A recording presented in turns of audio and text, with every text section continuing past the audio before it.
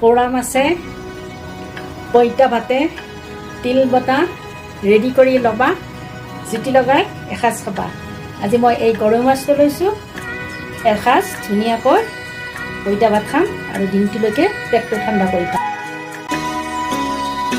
दिल हुम हुम करे घबराए, घन धम धम करे कर जाए, एक बूंद कभी पानी की मोरी अखियों से बरसाए। दिल हुम हुम करे घबराए,